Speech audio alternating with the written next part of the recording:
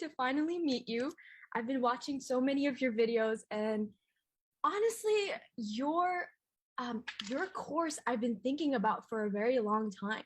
Like it was in the back of my mind for a very long time. Like, should I do this? Because I'll go into a little bit of a backstory of what I've been up to up until this point. But yeah, it was like it finding your course. I can't remember what it was. I think I found it I think I found you through YouTube, I think. And a friend of mine too, also, like, who knows, I've been studying for the LSAT and was like helping me out, was like, you should check out this guy. He sounds like he has like really cool, like free stuff online. And I was for a while like thinking, should I reach out? But then also I had so many other like things I was working on because I was working on another prep company like Seven Sage. And so I wanted to finish that. And it was until I noticed my score just wasn't improving. I knew I needed to change something. And I wasn't sure what to do, but I realized that, I could try my best to study for this test like for months, because I have been studying for this test for over a year. And I could continue on for a couple of months, but I don't have the time anymore. As much as I would love to think that I could do this on my own, I knew that I needed guidance, and I knew that I've seen that you've been working on this for 15, 20 years, I'm assuming. Yeah. So what better way to approach this than to ask someone who's done it before and who has helped people in the past? And that's why I'm here. Sure. Well, I'm glad you reached out. I'm glad you joined the course. I'm glad we've got this call now. And I'd love to help you out however I can in terms of any struggles you're facing with your LSAT prep or any new opportunities that you'd like to unlock. Tell me what's going on and how I could help. Yeah. So, okay. So like I mentioned, I've been studying for this test for about a year or so. I don't think I was studying for the test the right way. That may be because I used to be a science major. So I took this test like I would any other science test, where I thought I could, with time and with the effort that I was putting in, like I could memorize the fundamentals and take this test and do really well.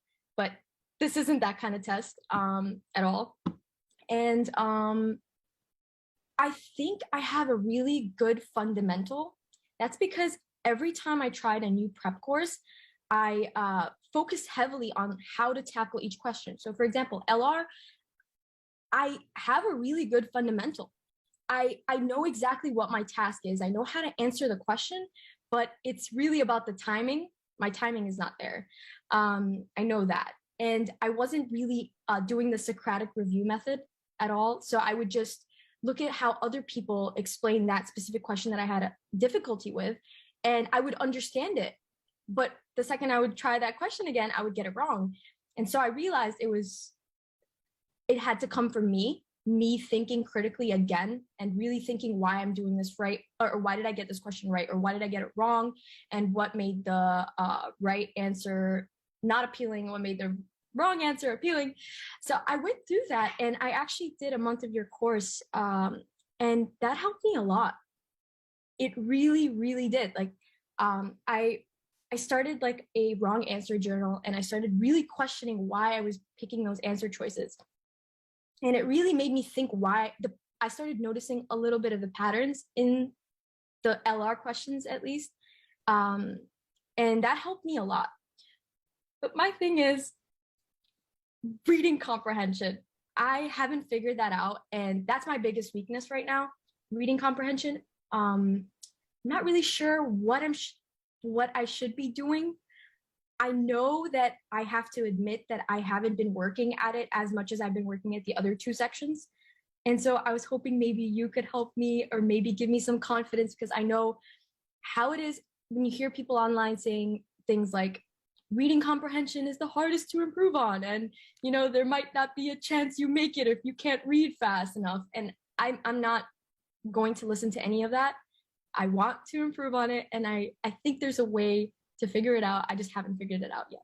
Sure. Well, I can definitely help you with that. And one thing I'll say is that let's take a moment to slow down and celebrate you for your accomplishments thus far. you've improved significantly. You've taken the Socratic review method, and I could say how great the method is, but it's more that you took it and that you applied the method consistently to the fullest extent possible, and you saw the results. So let's see now, what can we do to take the insights you gained there for LR and now apply them to reading comp? Because despite what people say about reading comp, it actually has a lot in common with logical reasoning. The reading comp passage is like a big, big stimulus, but it is susceptible to the same techniques you've already used for logical reasoning. We just have to see how can we highlight those similarities and then apply them to reading comp. Yeah, for me, it feels like a whole different section. The reading comp section just seems like a whole dense passage that I have such limited time to finish. And I read it and I know I was reading it wrong for a very long time. I tried to understand each and every word, and I was like, I can't understand this word. I need to understand what it is before I can move on. But I know that they do that on purpose. So I know now that there's a way to read it. I haven't figured it out yet. So I'm still taking like maybe 5 to 6 minutes to finish, like even an easy passage, really. I hear you. Okay. So you know that reading word by word, line by line, and trying to understand it all on the initial read is not the way to go. It takes far too long, and you don't need to understand it with that level of granularity on the initial read. So we have to decide instead, what's the alternative? After you read the passage, what do you want to walk away from it with? What's the key number one thing, if nothing else, you want to know? It's the main idea. Yeah, exactly. It's the main idea. It's the main point. You walk away with that alone, you can likely solve a couple of questions already. Then the nitty gritty details, you can go back and find those when you need to. You may have heard me say this before already, though, so I want to go deeper with you in terms of how can you learn to review better reading comp the same way that you've learned to review better with logical reasoning, because a lot of it's the same. Just like there's a Socratic review method for logical reasoning, there's also a Socratic review method for reading comprehension. And just like I cover it way in depth in the course for LR, I do the same for reading comp. Have you had a chance to watch any of the reading comp deep dive videos in the course? I did. I watched a couple. I watched the one where you broke down like a philosophy passage. It had nothing to do with the LSAT, but you wanted everyone to kind of just read it and see how they kind of take from that. And that was difficult for me. I did take a while, but I did realize what you were trying to do. It's not about understanding their ideas and understanding every single detail. It's really understanding the argument structure and where to find things. I guess it's just, I still find that I'm reading slower than usual, and the questions too, maybe I'm having a little bit of difficulty with, but that's also, again, I have to admit, I haven't been working as hard on reading comprehension as I have been on the other two sections, because I don't really know what I should be doing. Gotcha. Okay, so let's go beyond the philosophy example I shared in that class was mainly to show you how, in contrast to The Economist or Scientific American, real LSAT passages are way, way harder. And a dense philosophy text is even harder than the LSAT. So the LSAT isn't as bad as it could be, but they do word things in a very specific way. They're looking to pull the wool over your eyes and distract you from what really matters about the passage. And if you can just slow down, focus on what you need to, it becomes a lot easier. So one thing I'll do in these deep dive classes is I'll just help you hone in on what's the main idea. Let's boil that down. Let's paraphrase that. The details, I can help you break those down too, but you don't need to do that on the initial read. So let's slow down on anything general where they're describing the main idea, the primary purpose, the author's opinion, somebody else's opinion. Go deep on those, make sure you get them fully. And if it's not clicking for you, how can we give you a real world relatable example to help you get a better grasp on it? How can we put it in simpler language? How can we caricature the viewpoints in the passage to relate them to something that you're already familiar with? Right. Yeah, that makes sense. Um, so I guess when I'm drilling RC passages, which I'm sure you will suggest that I continue drilling more RC passages, which I have been. I've been doing it timed, but I will give myself extra time if I need.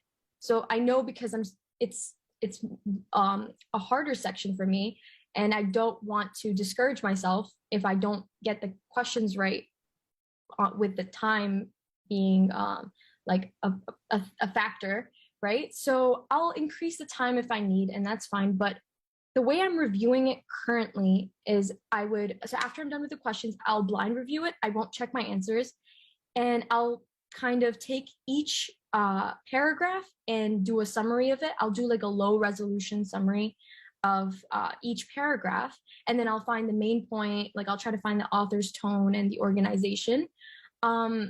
And then like I'll go through the questions that I changed my answer to, and really what my thought process was on those questions. But I don't know necessarily if it's been helpful. And this isn't I don't think this was the Socratic review method. I think this was just me changing my answer and really thinking about why I chose that answer.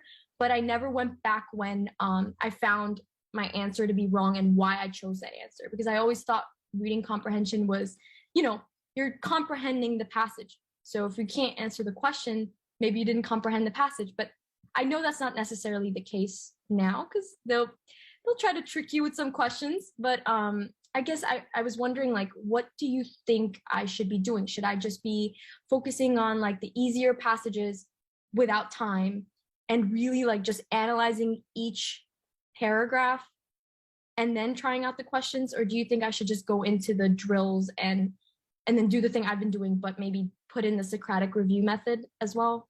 Well, let me take a step back and ask you, what's your target test date? So I'm aiming for March. I did push back from February, but I am aiming for March.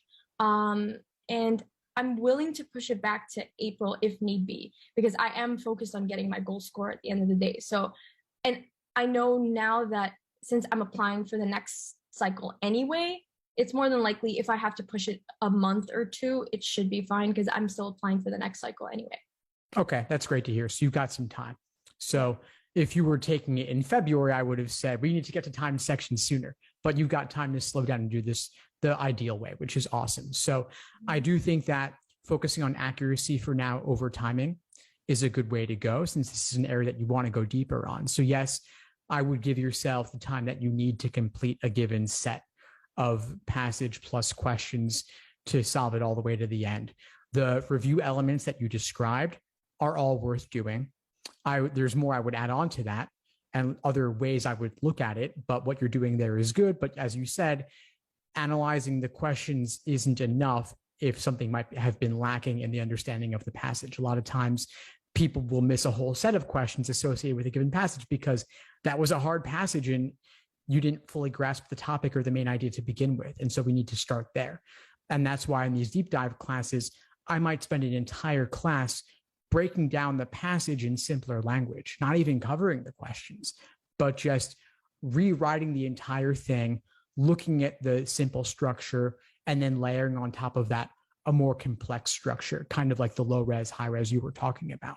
So how can we explain this to a 5-year-old? And if you can do that, then you're in a much better position. But I would start there, not even the questions yet. Okay. So really analyzing the passage itself and then going into the questions. And then the questions is another. Should I be looking at the questions as another thing I have to train myself on? Like, maybe that's a harder question to explain.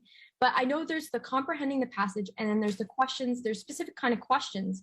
But is it like LR where there's definitely like a way to answer specific questions, or is it more so when you comprehend the passages that the answers kind of just make sense?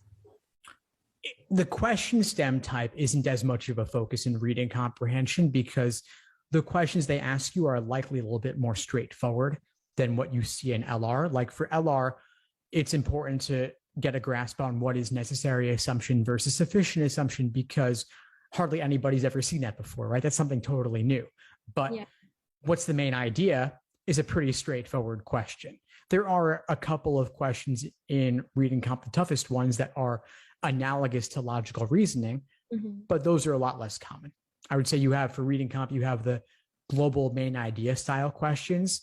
You then have local detail oriented questions where they'll highlight it in turquoise in the question stem and then also in the passage. And then you have the tougher inferential ones that require reading between the lines, but I wouldn't drill reading comp question stems by type or anything like that.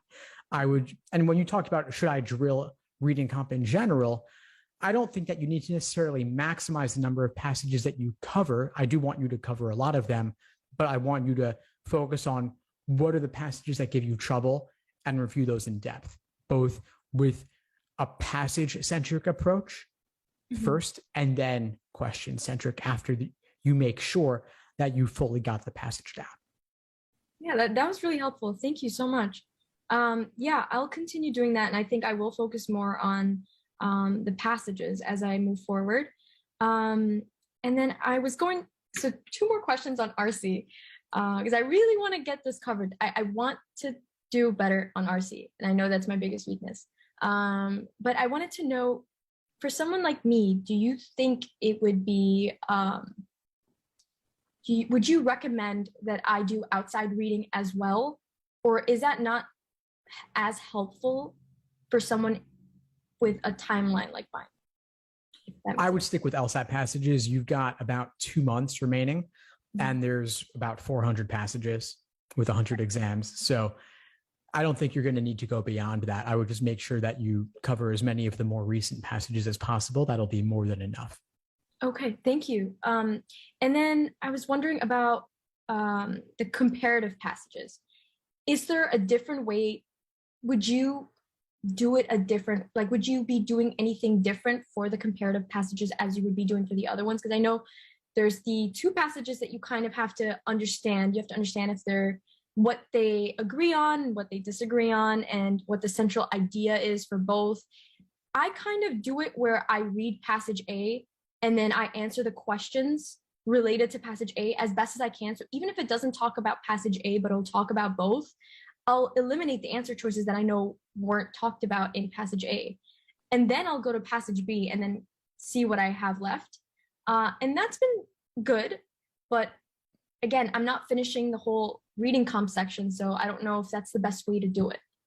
Will, do you feel like that method is working for you on the comparative passages specifically? Yeah, kind of. It has been actually. I mean, majority of the time it has. I think one time it didn't. And I was like, wait, what happened here? Like, it didn't make any sense. I was sure about my answers at that time too. So I think it was just the passages were a little bit more difficult. So I think there was a misunderstanding. So I thought I had the answers, but maybe it was just a tougher comparative passage. But I find that helps me keep everything in my head because I'm reading 2 different passages.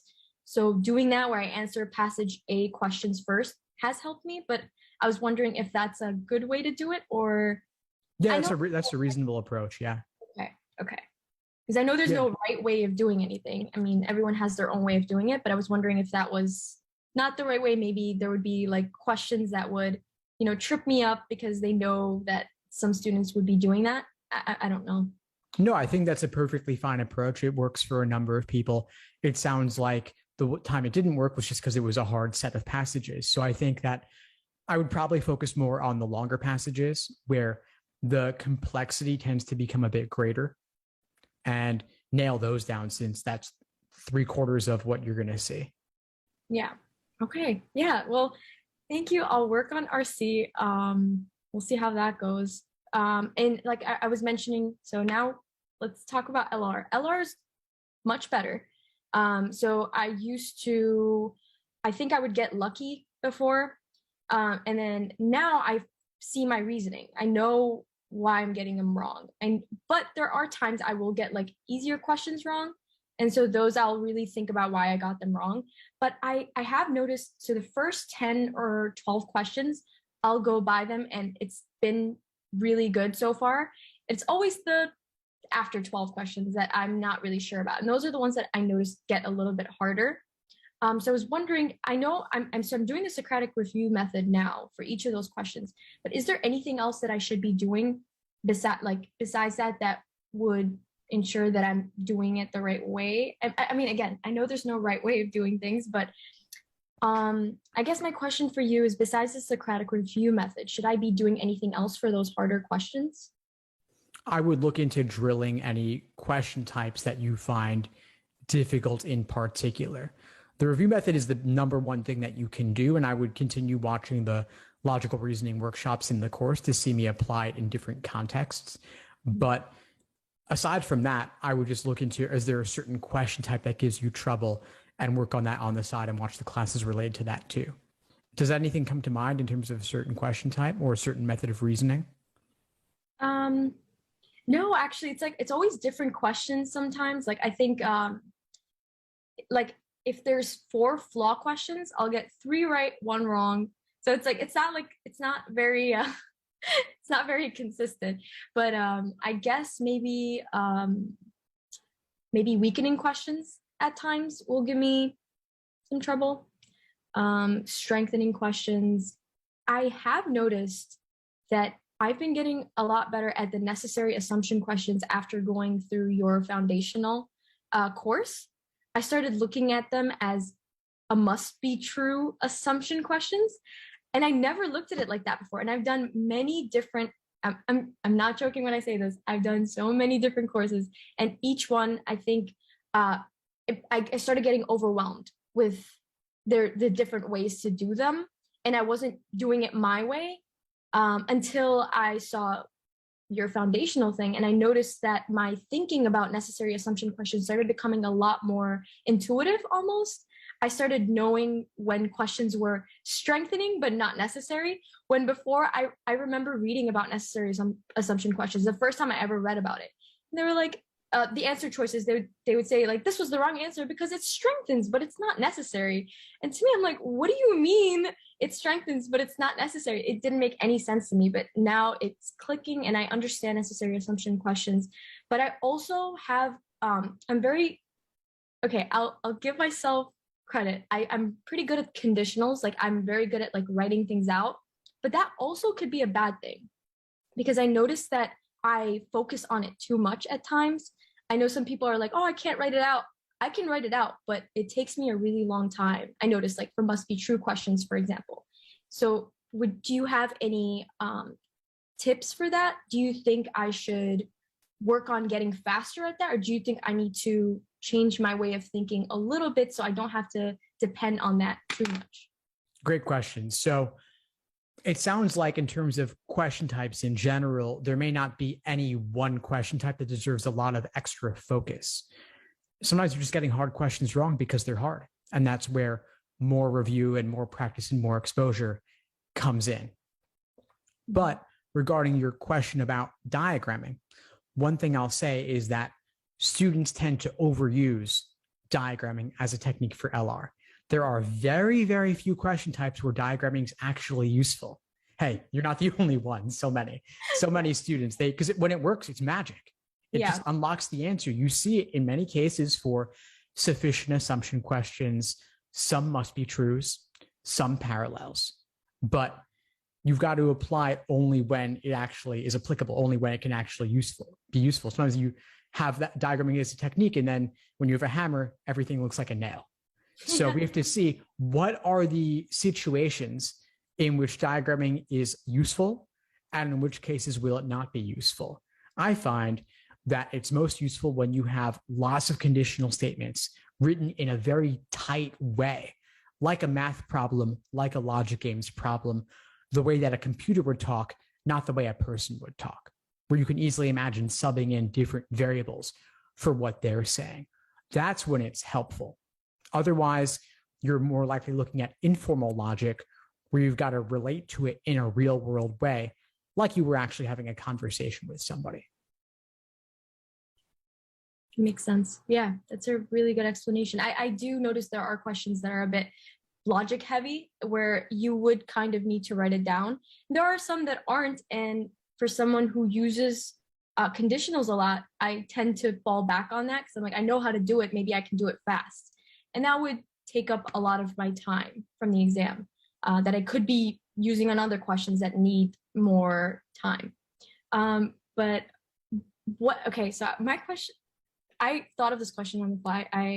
I'm just asking, what what worked for you when you were taking the LSAT? What did you notice that clicked for you when you were studying and you took the and you were studying for the LR section?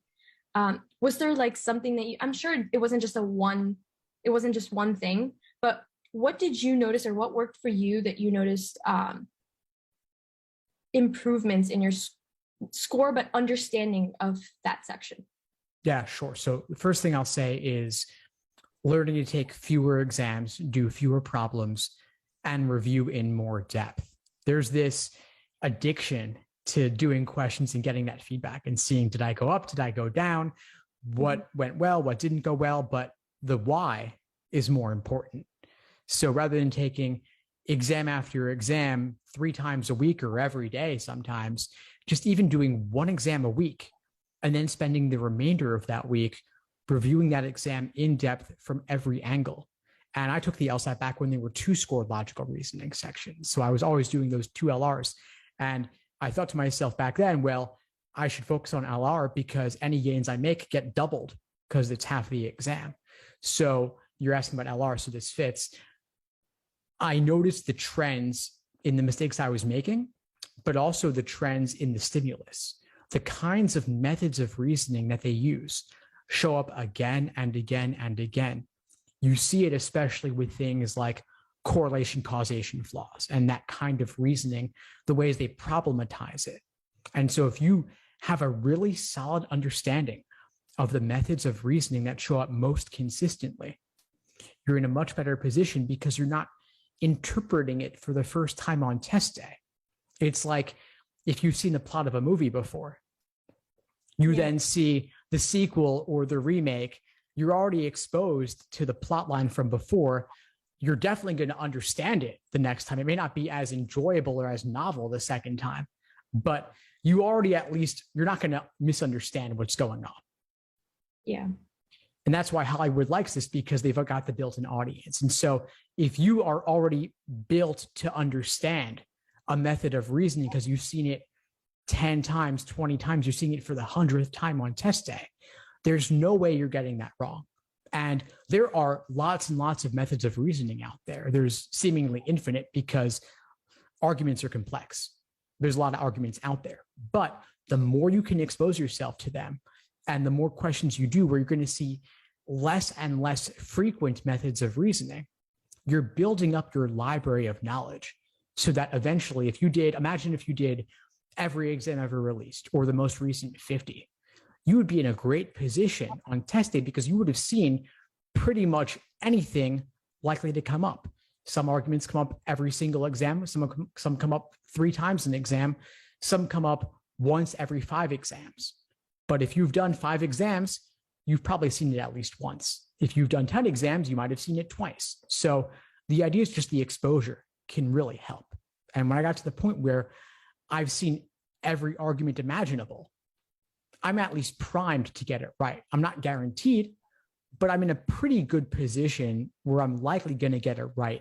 Or if I get it wrong, it won't be for that reason. It'll be because it was with the veneer of science on top and I don't like science, for example. That's one reason it might happen. Then you look at the other tricks and traps that LSAC throws at you. And if you can learn to spot those and avoid them, and you've seen it before, like unlike Charlie Brown and Lucy in the football, if you've seen that trick before, you're not going to fall for it. Right. Yeah. I have, that was a great explanation. And that was a great tip that you just gave. And I do see what you're talking about. I started noticing it now, like the patterns and I noticed the way they're writing the arguments, they do come up again. So I do, if this was me a couple of months ago, I would have no idea what you're talking about. I'm like, I don't see the patterns. I just don't. But I do see it now. And I get what you're saying. I'm being more patient in that I know my scores really just not changing. But I think with more time and more practice, I will see improvements. I did come so far with a diagnostic of 140. So I know it's there and I know the test is learnable. I just want to know I'm going about it the right way. and that I'm not wasting my time or taking too long, because I know people who have studied for a very long time because they didn't know how to study for it the right way. And there was people who studied for it in much like less time, and they knew what they were doing. Which comes back to, I have one more question for you, and it's that I want to know how to structure my study plan, or like a plan of attack for the LSAT. I usually am just drilling questions, so I'll try to like mix it up. I'll do like RC and LG one day. I'll do RC, LR, or LR and LG the other day, and then I'll do a practice test like once a week. But I was wondering if there was something for someone like me who has my LG is my strongest section, and I would say RC is my weakest section. What do you think I should be doing within like with my weeks? Is there something I should be doing that's different than I'm doing right now? Your approach overall sounds good. I might tweak it a little bit, though. I think one exam a week is a good rule of thumb for you, because it sounds like you already have a good foundation. You're already familiar with the different sections, the different question types. So now it's time to work more on pacing and endurance overall. And you've got 2 months, which is a good amount of time, at least 2 months, really. So you have enough time to apply everything that we're talking about in today's conversation, which is really exciting. Sometimes I'm talking to people like the week before their exam, and we can talk about final week study plan, but there's not as much time to implement these deeper strategies like reviewing better. So my recommendation for you is maintain the exam once a week. Make sure that you level up your review of that exam, especially with regard to the reading comprehension. And watch any of the course lesson videos you may have missed, the full-length class recordings covering reading comp, to see those walkthroughs, to see those deep dives. Then I would recommend any additional work that you do on the side, aside from that full-length exam plus the review, would be to do some more reading comp passages. You don't need to do logic games on this side because you're already covering them in those exams and you're feeling pretty good about it. So maybe you're doing 1 exam a week plus the review of that exam plus 2 reading comp sections plus 1 logical reasoning section, and maintain that ratio if you have the time to do additional drilling on the side. I'd also suggest come to the live classes, come to the reading comp classes, come to the reading comp study groups in particular. They're every Monday night. So every Monday night, 7 p.m., 8 p.m., 9 p.m. Eastern, you can show up, bring your questions, interact with others, show your techniques, learn from their techniques. You can also request topics to be covered in future reading comp classes. So I would definitely recommend taking advantage. You don't need to attend the logic games classes, of course, but the reading comp and the logical reasoning as well, I would definitely consider if you can. I will. Thank you so much. I want to say thank you again. You answered every one of my questions. And I am looking forward. I am very, very motivated. I always get like this when I get like a new prep or a new course, or, when I feel like I'm going, or I'm thinking about how my score's not improving. I know that because it's been like that for a while, I know it's going to increase a little bit. I just have to be a little bit more patient. And I know that I am putting in the work, so I will see improvements. I just have to be a bit more patient. So yeah, it could be a little demotivating sometimes. It could be a little bit difficult, but I just needed to know I was going about it the right way, and that I wasn't wasting my time, and that I wasn't doing the wrong thing and taking an extra months and pushing my exam. That's what happened. That's why I was studying for about a year or so. I kept having to push my exam back because I wasn't getting the results I wanted. But I am seeing improvements, and I know I'm understanding the exam a little bit better. I just wanted to make sure I was structuring it the right way. And I felt like this conversation was very helpful. I learned a lot, and I know that at least I'm going about it the right way, and I know what I should be doing. But I just wanted to say thank you so much for your time. I really, really appreciate it. And I'll definitely be joining the live classes. Of course. No, I'm so glad to have had the chance to meet with you today. I'm so glad to help. And you're asking all the right questions. You're doing all the right things, and you are seeing results. And now, since you have more time and you want to improve further, we're going to give you some new techniques to try out and apply and drill and review more. And then you'll see what your results are. Come back to me. We'll have another conversation. We'll go deeper on it. I'm glad to help. And I sense your dedication. You're willing to put in the work. You're showing up powerfully. And so I'm excited for you. I'm excited to see what happens. Keep me posted. Thank you so much, Steve. I really appreciate it. Thank you so much. Thanks for tuning into the show. Please subscribe if you haven't done so already to be notified of new episodes as I release them. And feel free to reach out if you need anything at all as you move forward with your prep. I'm happy to help however I can. In the meantime, I'll wish you all the best and take care.